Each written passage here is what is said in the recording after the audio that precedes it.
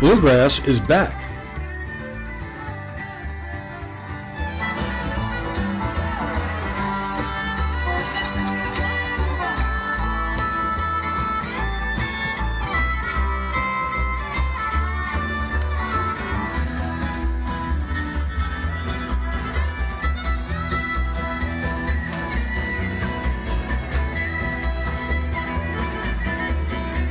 More precisely, the Green Mountain Bluegrass and Roots Music Festival, which made its debut in Manchester last year, is returning for a 4-day-long celebration of down-home American music.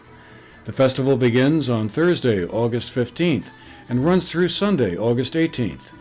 It will be held in the same location as last year, in the large field behind Hunter Park and a short walk from Riley Rink. There will be a mix of some of the same performers from last year's highly successful event, along with some new ones. Jill and John Turpin are the organizers of the festival, and they were back in town recently, so we had a chance to sit down with them at Hunter Park and talk about the upcoming event. Yes, last year worked so well, and it was so well received that we're doing a lot the same. And we still have one main stage and a dance tent. In the dance tent, there'll be family activities during the day. And then after the main stage closes down around 9 o'clock, we'll get the dance tent going. And we have 2 bands each night on the dance tent. And on Thursday night, all of our musicians will be in the dance tent. And that music starts around 5. So we have more bands this year. That's a little bit of a difference. We had 26 last year, and we have 31 this year. And we just are so excited about our lineup. It was a pleasure to start the process again in September, October, and have so many artists want to come back who were here last year, and also so many artists reaching out to us wanting to play the festival. So we felt that was just a really nice, positive thing. The feedback from last year was really wonderful from both the artist perspective and the audience perspective. So we're just looking to continue that good feeling for 2019. I think we learned a lot of lessons last year, and from the weather we dealt with, sort of the command and control aspect of how to run a festival, having been our first time. Luckily, we surrounded ourselves with people who knew what they were doing, and we learned a lot from them. But I think particularly a lot of the details of just organization and emergency management and that sort of thing were big lessons last year. And we have a very tight and robust plan for weather and all contingencies this year that I think we had a bit last year, but we have it a lot more dialed in this year. And other little things. Just we after the festival last year, we went to a number of artists and had conversations with them about what could we do differently, how could we make your experience better. We operate on this theory that if the musicians are happy, that will flow out through the entire event.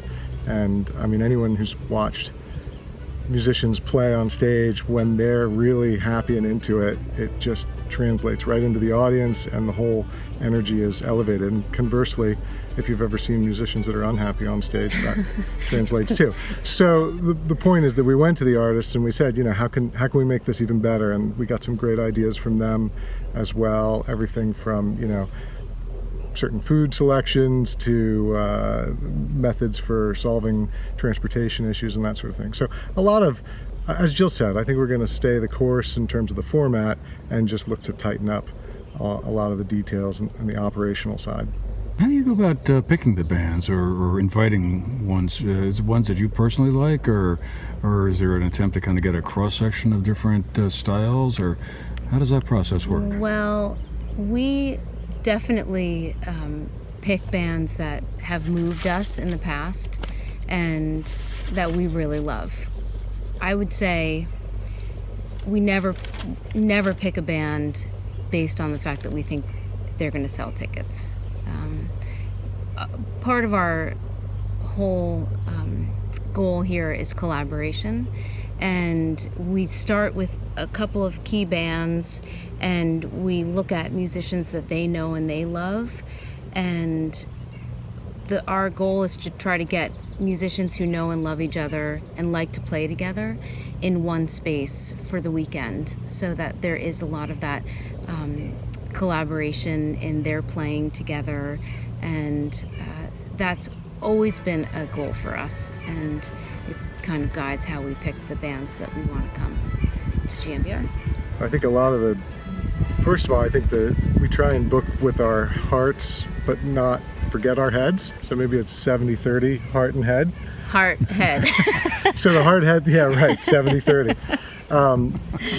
This usually plays out, between 6 and 7:30 in the morning every morning, when we're sitting around listening to music and discussing, what bands we're thinking of. And it's a real back and forth collaboration between us, and then Jill does all the booking. So.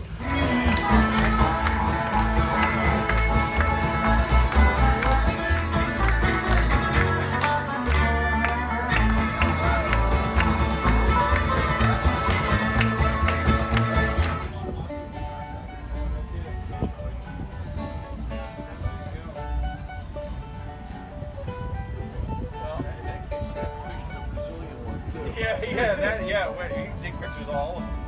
Fact that the local community got behind it and supported us.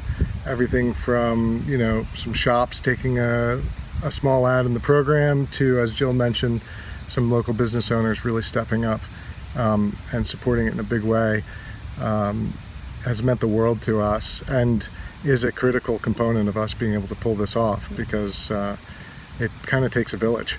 And so we're thrilled to see that the village is behind it. And it really is a good thing for everyone, from the community to the musicians to us, who, as I say, it's a labor of love, but it's probably the most gratifying thing we've ever done.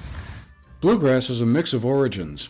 Roughly, it's a combination of musical styles brought from Africa and the British Isles in the colonial era that coalesced in the 1940s by Bill Monroe and the Bluegrass Boys, a Kentucky-based band that put the musical genre on the map.